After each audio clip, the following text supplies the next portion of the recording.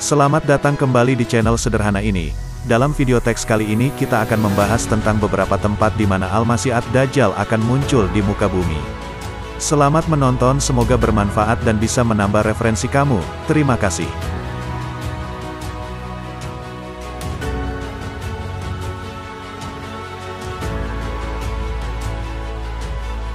Salah satu tanda hari kiamat dalam ajaran agama Islam adalah munculnya Dajjal. Dalam beberapa riwayat hadis Nabi Muhammad SAW disebutkan bahwa Dajjal saat ini disembunyikan Allah Subhanahu wa Ta'ala di sebuah tempat rahasia di muka bumi. Salah satu tempat yang banyak diklaim sebagai tempat persembunyian Dajjal adalah Pulau Socotra di Yaman.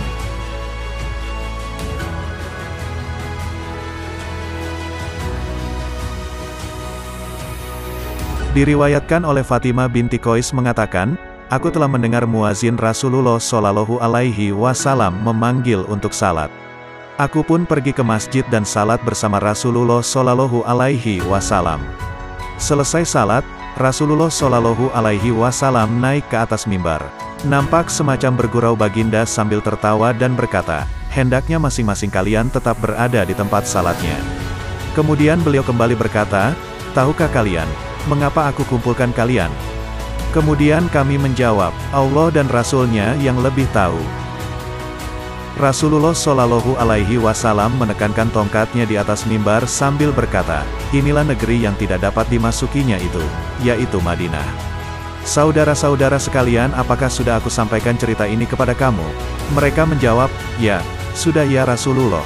Rasulullah Shallallahu Alaihi Wasallam berkata lagi, yaitu tentang Makkah dan Madinah yang tidak dapat dimasuki Dajjal.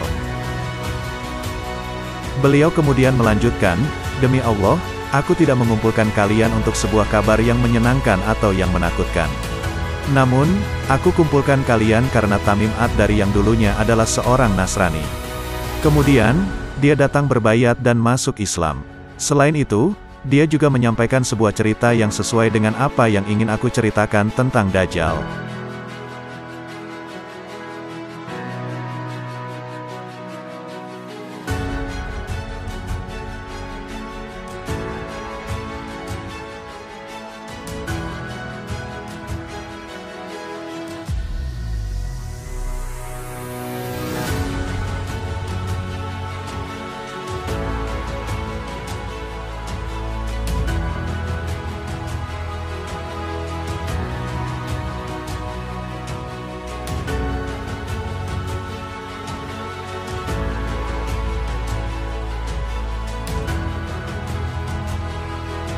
Rasulullah Shallallahu Alaihi Wasallam meneruskan kisahnya.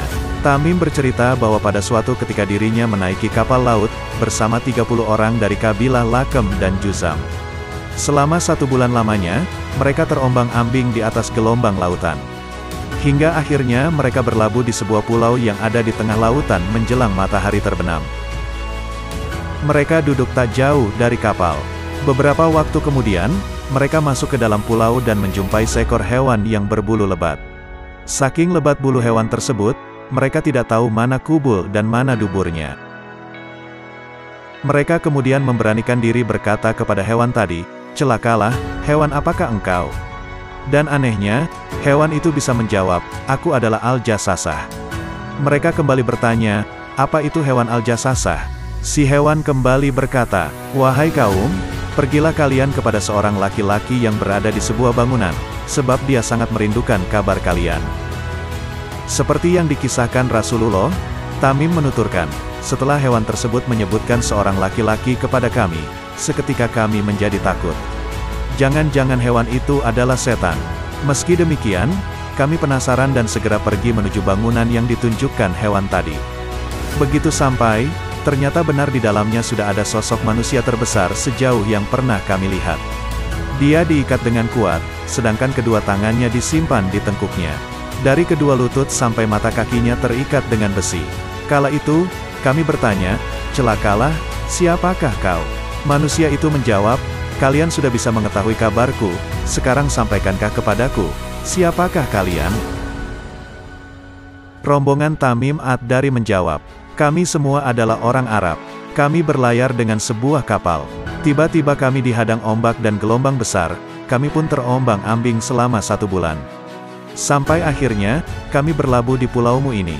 Tiba-tiba, kami berjumpa dengan seekor hewan yang lebat bulunya dan ia meminta kami untuk ke sini menemuimu. Sebab, tuturnya, kau begitu merindukan kabar kami, sehingga kami pun segera menemuimu. Laki-laki itu berkata, sekarang sampaikanlah kepadaku tentang kurma Baisan. Dituturkan oleh Tamim Ad-Dari, kami balik bertanya, tentang apanya yang ingin engkau tanyakan? Yang aku tanyakan kepada kalian, apakah kurma itu masih berbuah? Tamim Ad-Dari menjawab, masih. Andai kurma itu nyaris tak berbuah. Sekarang sampaikanlah kepadaku tentang Danau At-Tabariyah. Tentang apanya yang ingin engkau tanyakan? Apakah ia masih terisi air? Danau itu masih banyak airnya. Sekiranya air danau itu sudah hampir kering, ucap si laki-laki itu. Laki-laki itu kembali bertanya, sekarang kabarkanlah kepadaku tentang sumur Zugar. Tentang apanya yang ingin engkau tanyakan, tanya mereka. Apakah sumur itu masih ada airnya? Apakah warga sekitar masih bercocok tanam dengan air sumur tersebut? Rombongan Tamim Ad-Dari menjawab, masih. Bahkan, airnya masih banyak dan para penduduk masih berladang dengan airnya. Laki-laki itu kembali menanyakan pertanyaan lainnya. Lalu kabarkanlah kepadaku tentang nabi orang-orang Arab itu. Apa yang telah dia lakukan? Dia lahir di Makkah dan hijrah ke Madinah. Apakah nabi itu diperangi oleh orang-orang Arab? Betul, jawab kawan-kawan Tamim Ad-Dari. Lalu apa yang dia lakukan terhadap orang-orang Arab? Kawan-kawan Tamim Ad-Dari pun mengabarkan sejelas-jelasnya bahwa sang nabi telah muncul di tengah masyarakat Arab dan ditaati oleh mereka. Terdengar si laki-laki itu bertanya lagi, apakah itu sudah terjadi? Benar, tegas mereka, nabi itu lebih bagus bagi mereka jika mereka menaatinya. Karena itu, dia memberitahu kalian tentangku. Sesungguhnya, aku ini Al-Masih Dajjal. Aku hampir saja diizinkan keluar. Setelah keluar, aku akan berjalan di muka bumi. Tidaklah aku biarkan satu kampung pun kecuali akan aku singgahi dalam 40 hari selain kota Makkah dan Madinah.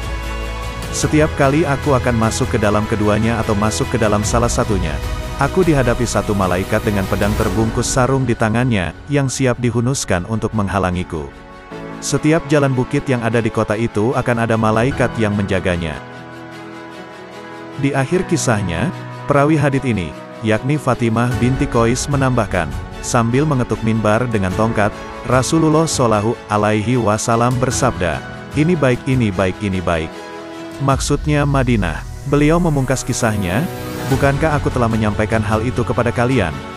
Para sahabat menjawab, benar. Beliau kembali bersabda, sungguh mengagumkanku cerita Tamim ini. Ceritanya sesuai dengan yang ingin aku sampaikan kepada kalian tentang Dajjal, Makkah, dan Madinah. Ingatlah, Dajjal itu berada di Laut Syam atau di Laut Yaman. Ia datang dari arah timur. Dari arah timur. Dari timur, beliau mengatakan demikian sambil memberi isyarat ke arah timur.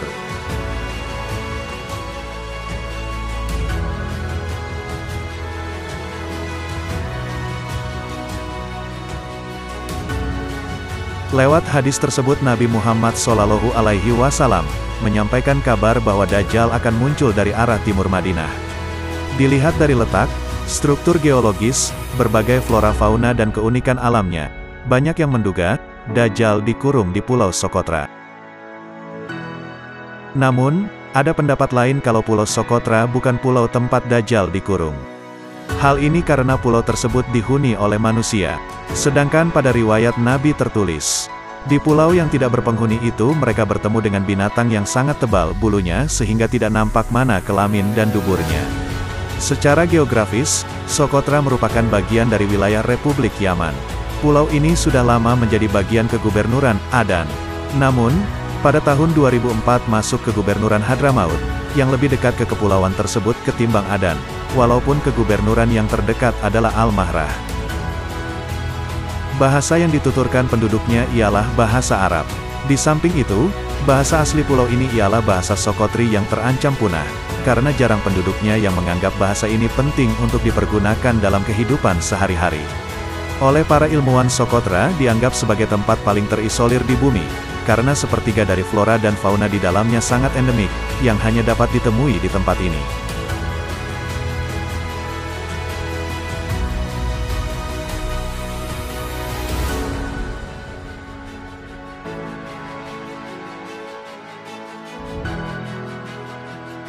Terima kasih sudah menonton video teks ini, semoga bermanfaat dan bisa menambah referensi kamu. Dukung terus channel sederhana ini dengan cara subscribe dan like videonya, agar channel ini bisa terus ada dan menghibur kamu. Terima kasih.